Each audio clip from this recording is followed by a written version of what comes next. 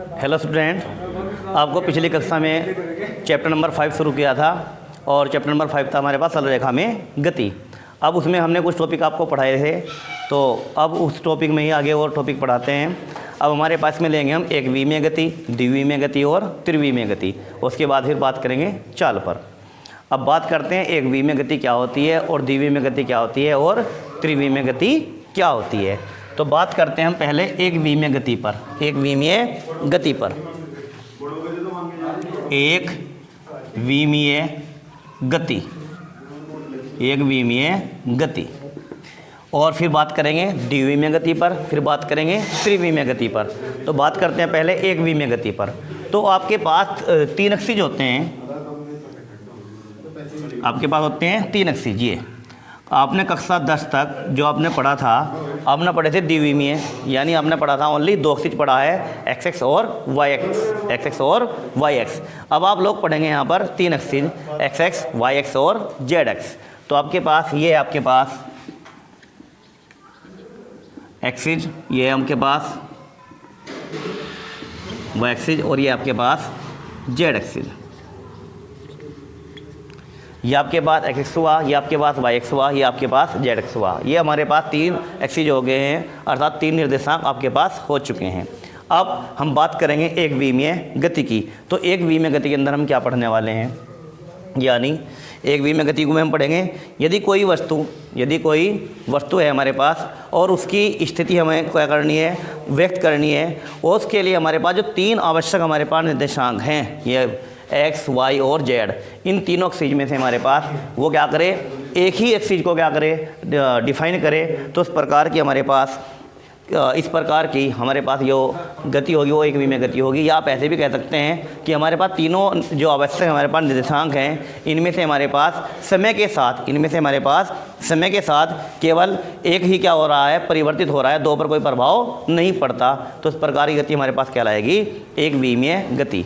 दोबारा फिर एक बार फिर ध्यान से समझें, हमारे पास तीन अक्षिज हैं, एक्स, वाई और जेड। एक विमीय गति में क्या होगा, यानी कोई वस्तु हमारे पास है, उसकी हमें स्थिति को यहाँ पर क्या करना है, व्यक्त करना है। उसकी स्थिति को हम व्यक्त करने के लिए क्या करेंगे, हमारे पास तीन आवश्यक अक्षिज हैं, यानी निर्देशांक है हमारे पास। इनमें से हमारे पास इनमें से तीनों में से कोई एक, या तो एक्स या वाई या फिर जेड, तीनों में से एक समय के साथ क्या हो रहा हो, परिवर्तित हो रहा हो। तो इस प्रकार के हम क्या बोलेंगे, गति को एक विमीय गति कहते हैं। तो अब हम बात करते हैं द्विविमीय गति पर। द्विविमीय गति में क्या होगा, परिभाषा हमारे पास उसी प्रकार की होगी। हमारे पास क्या है, कोई वस्तु है, उस वस्तु की क्या करनी है, हमें स्थिति को क्या करना है, व्यक्त करना है। उस स्थिति की हमको क्या करना है, प्रदर्शित करना है।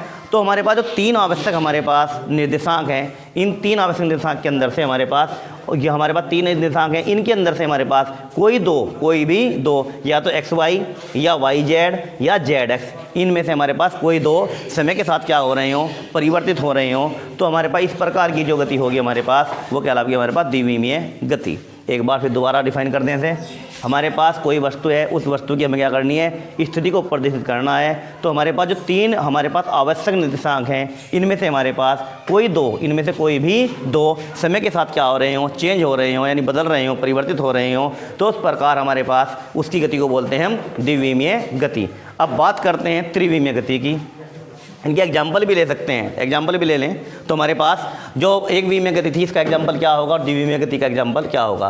तो एक विमीय गति की बात हमने पहले की थी, तो एक विमीय गति का एग्जाम्पल हमारे पास होगा, यानी इन तीनों निर्देशांक के अंदर से हमारे पास क्या हो रहा हो, समय के साथ एक ही निर्देशांक क्या हो रहा हो, परिवर्तित हो रहा हो। तो इस प्रकार की हमारे पास गति जो होगी वस्तु की, वो कहलाएगी एक विमीय गति। तो उसका एग्जाम्पल हमारे पास हो सकता है, हमने मार्कर ऊपर से क्या छोड़ दिया, नीचे की ओर छोड़ दिया, तो हमारे पास क्या हो रहा है, ओनली एक ही दिशा में गति हो रही है। या हमने इस मार्कर को नीचे से ऊपर की ओर छोड़ दिया, तब भी हमारे पास क्या हो रहा है, एक ही दिशा में गति हो रही है। इसमें से हमारे पास कोई भी एक निर्देशांक पर गति होगी, नहीं कि दो निर्देशांक पर गति नहीं हो रही है। ये ओनली एक पर नीचे छोड़ दिया, नीचे की ओर गति हो रही है, या हमने से ऊपर की ओर फेंक दिया, तो एक ही दिशा में गति हो रही है। तो इस प्रकार की हमारे पास गति कहलाती है इसकी एक विमीय गति। इसका एग्जाम्पल हुआ।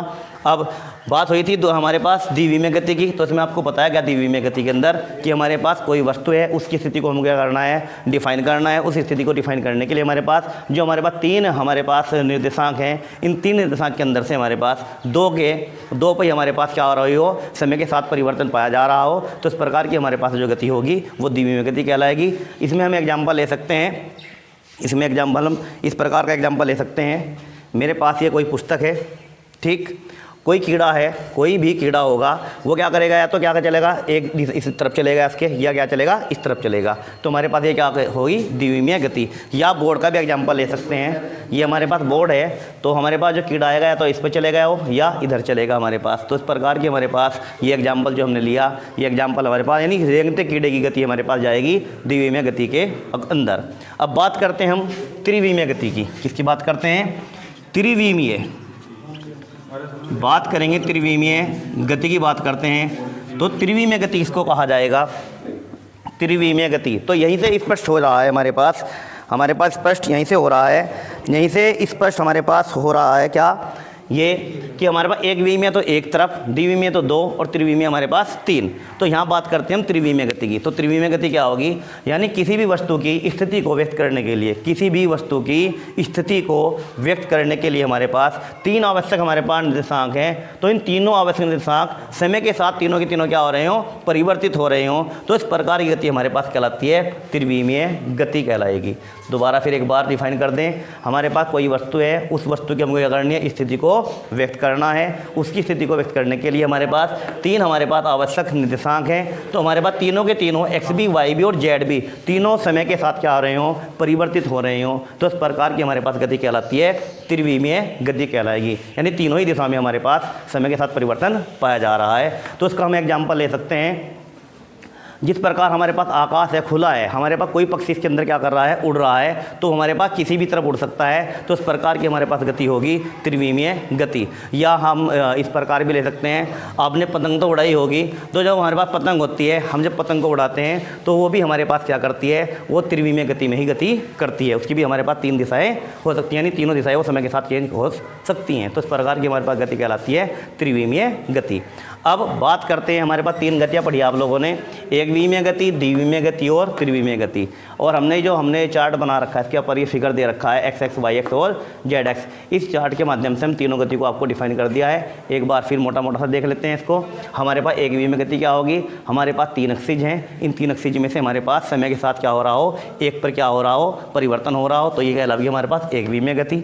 अगर हमारे पास जो द्विविमीय गति की बात करते हैं, जो वस्तु होगी हमको उसकी स्थिति को प्रदर्शित करना है, तो हमारे पास ये तीन अक्षिज हैं, इनमें से कोई से भी दो अक्षिज क्या हो रहे हो, समय के साथ क्या हो रहा हो, वहाँ पर परिवर्तन पाया जा रहा हो, तो इस प्रकार की गति हमारे पास कहलाती है द्विविमीय गति। और बात करते हैं त्रिविमीय गति की। हमारे पास किसी वस्तु की स्थिति को दर्शाने के लिए या प्रदर्शित करने के लिए या डिफाइन करने के लिए या शो करने के लिए हमारे पास तीन आवश्यक हमारे पास जो निर्देशांक हैं, इन तीनों निर्देशांक के अंदर से हमारे पास समय के साथ तीनों ही क्या हो रहे हों, चेंज हो रहे हों, तो इस प्रकार की गति हमारे पास कहलाती है त्रिविमीय गति। अब बात करते हैं इसके बाद नेक्स्ट टॉपिक पर। तो नेक्स्ट टॉपिक क्या है हमारे पास, उसे देखेंगे। अब बात करते हैं हम चाल पर। किस पे बात करते हैं, चाल। बात करते हैं चाल की। चाल क्या होती है हमारे पास, इस पर बात करते हैं। यानी स्पीड हमारे पास क्या होगी, उस पर स्पीड की बात करेंगे। तो चाल क्या है हमारे पास, किसी वस्तु द्वारा एकांक समय में, किसी वस्तु द्वारा प्रति एकांक समय बोल सकते हैं या एकांक समय भी बोल सकते हैं, वो आप लोगों की इच्छा है। यानी कहने का तात्पर्य हुआ किसी वस्तु द्वारा प्रति एकांक समय में या एकांक समय में हमारे पास क्या, जो उसके द्वारा तय की गई दूरी है, जो उसके द्वारा तय की गई दूरी है हमारे पास, वो क्या कहलाती है, हमारे पास चाल कहलाती है। क्या कहलाती है, चाल। दोबारा भी सुने, यानी किसी वस्तु के द्वारा एकांक समय में तय की गई दूरी ही वस्तु की चाल कहलाती है, वस्तु की चाल। क्लियर हुई बात आपके।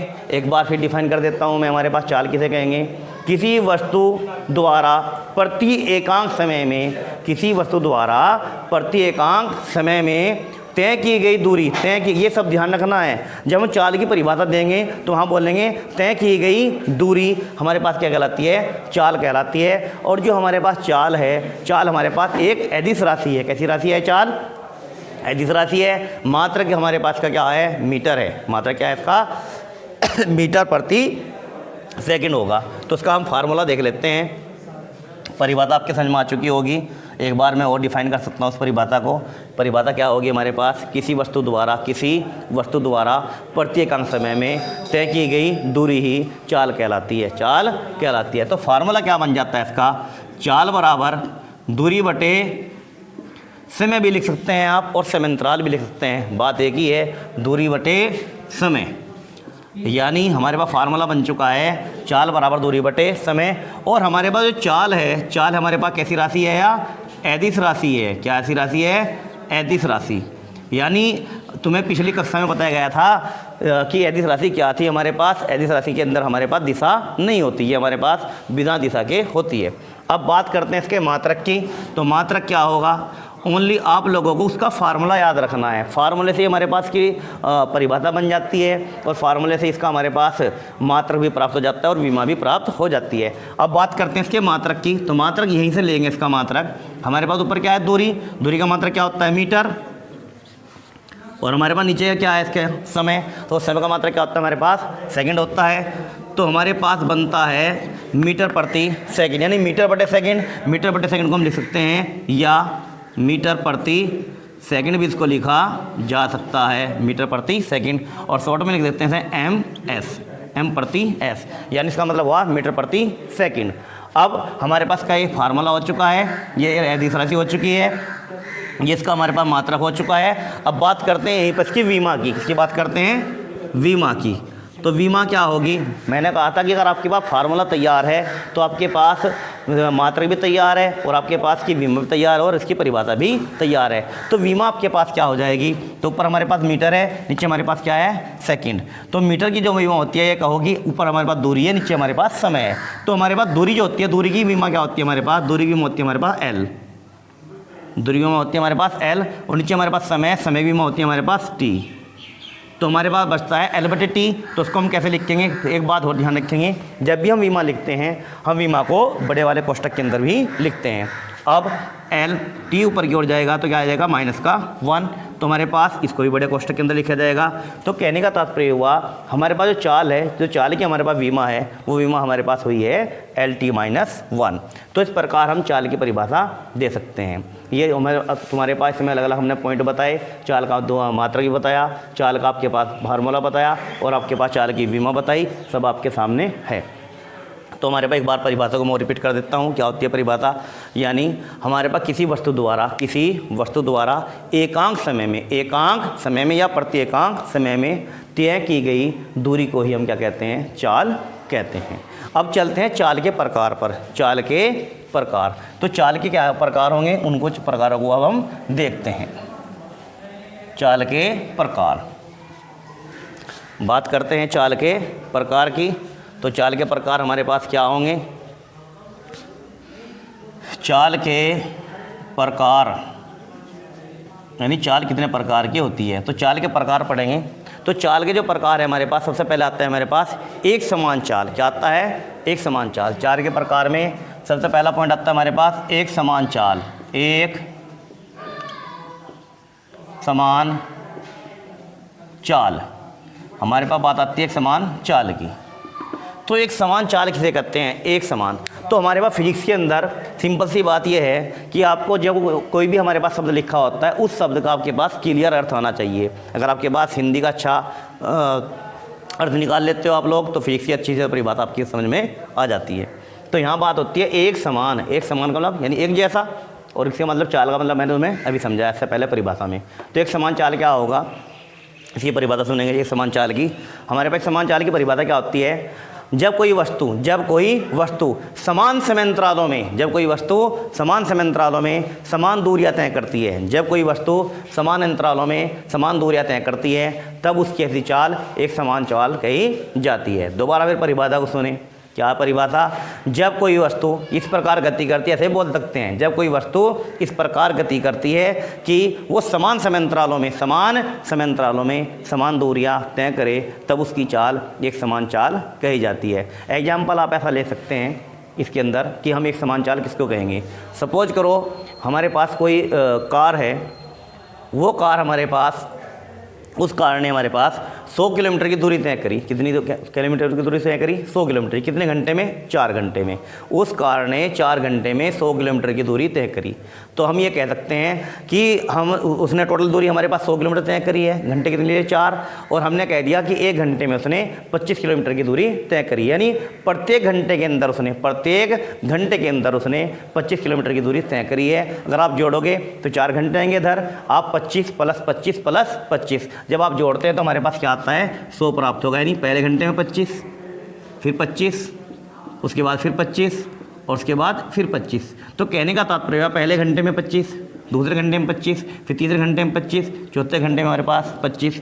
तो हमारे पास 4 तो घंटे आए, और इसे नीचे जोड़ते हैं हमारे पास 100 आता है हमारे पास किलोमीटर, और ये आता है हमारे पास 4 आवर्स।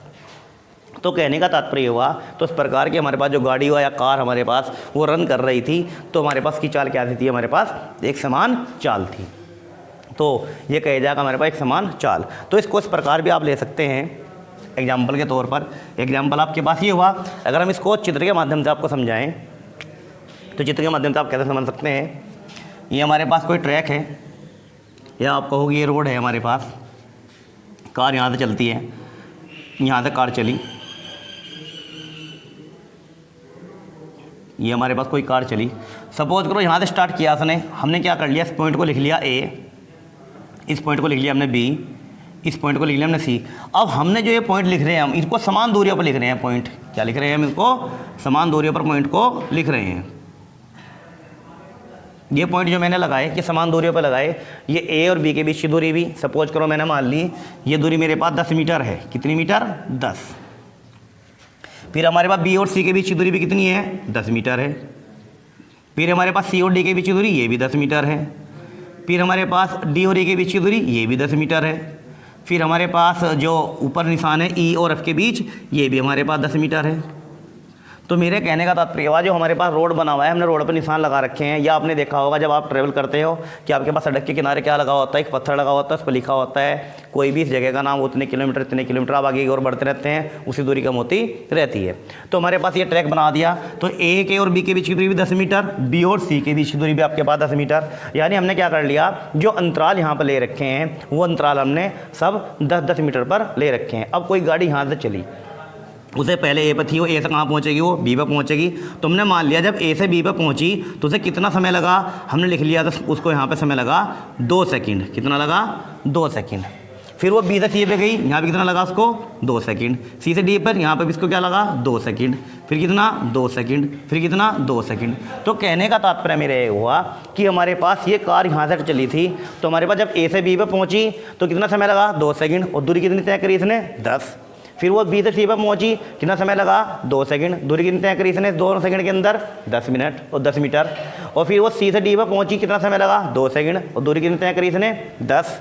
और हमारे पास जब D से कहाँ पहुँची वो E पे, समय कितना लगा उसको? 2 सेकंड। और हमारे पास दूरी कितनी तय करी उसने? 10 मीटर। तो हमारे पास फिर वो कार E से कहाँ पहुँची? F पर पहुँची, तो समय कितना लिया उसने?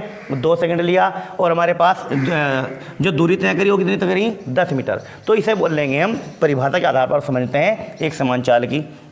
जब कोई वस्तु कह सकते हैं हम, जब कोई वस्तु समान समय अंतरालों में, क्या है? समान समय अंतरालों में, हमारे पास क्या है? समान अंतराल है। क्या है हमारे पास? समान अंतरालों में समान दूरियां तय करती है। तो आप ही देख रहे हो कि A से B तक लगा समय हमारे पास 2 सेकंड है, और दूरी भी कितनी है? 10 मीटर।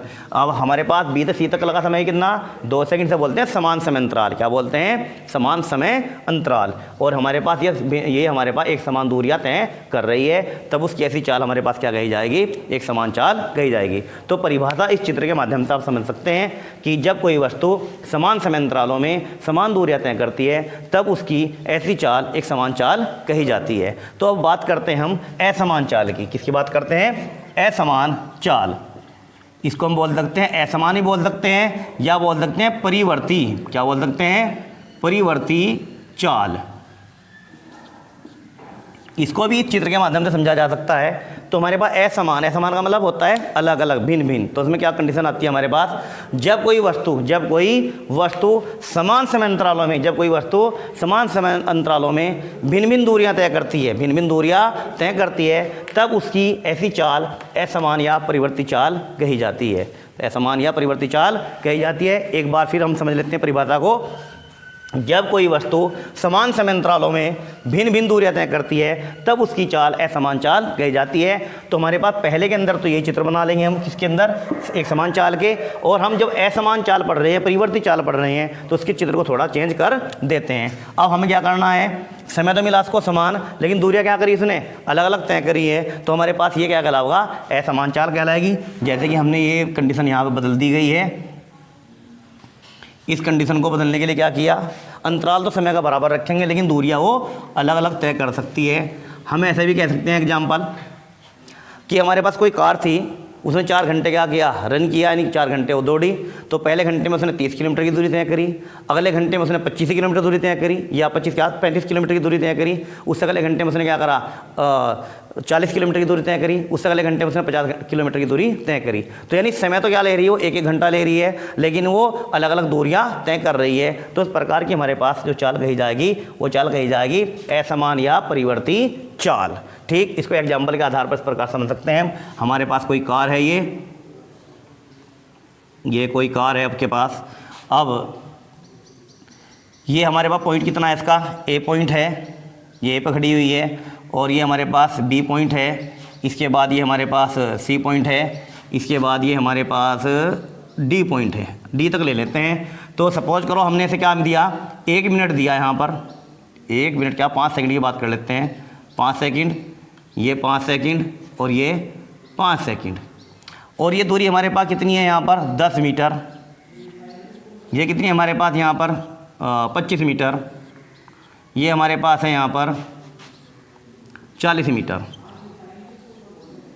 ये हमने इस चित्र के माध्यम से आपको बताया। अब समझो जरा इसके चित्रों क्या कह रहा है ये चित्र। ये चित्र ये डिफाइन कर रहा है यहाँ पर कि हमारे पास अंतराल तो क्या है, 5-5 सेकंड के हैं, यानी समय तो क्या है हमारे पास समान अंतराल के अंदर है, लेकिन दूरियां हमारे पास यहाँ पर डिफरेंट हैं। तो हमारे पास पहले 5 सेकंड में क्या करता है वो 10 मीटर रन करता है, अगले 5 सेकंड में क्या करता है वो 25 मीटर, अगले 5 सेकंड में क्या करता है वो 40 मीटर चलता है। तो इसका मतलब हुआ हमारे पास समय तो हमने इसको क्या दिया, समान दिया, लेकिन उसने दूरियाँ क्या करी है आपके पास, भिन्न भिन्न तय करी है। तो इस प्रकार की चाल हमारे पास उस वस्तु की असमान चाल या परिवर्ती चाल कही जाएगी। तो एक बार लास्ट में फिर से परिभाषा को बोल देते हैं। जब कोई वस्तु समान समय अंतरालों में असमान दूरियां या भिन्न भिन्न दूरियां तय करती है तब उसकी ऐसी चाल हमारे पास कही जाती है असमान या परिवर्ती चाल कही जाती है। बच्चों, आपको जो ये पढ़ाया है आप इसको अच्छी तरह समझें और अपनी कॉपी में नोट करें। कोई प्रॉब्लम हो तो उसको बताएं। धन्यवाद।